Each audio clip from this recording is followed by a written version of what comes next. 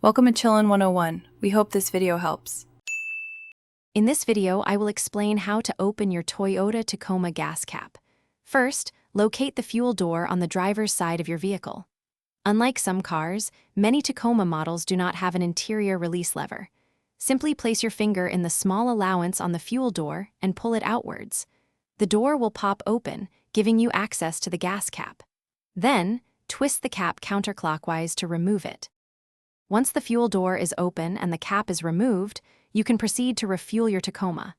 Carefully insert the fuel nozzle into the tank opening and fill it with the correct type of gasoline. After fueling, replace the gas cap by turning it clockwise. It's important to tighten it until you hear several clicks, ensuring a secure seal. This prevents fuel vapors from escaping and helps maintain your vehicle's fuel efficiency. Sometimes, you might encounter minor issues when opening or closing your gas cap. Always make sure your Tacoma is completely turned off before attempting to refuel. If the fuel door seems stuck, check for any debris or ice around the edges that might be preventing it from opening.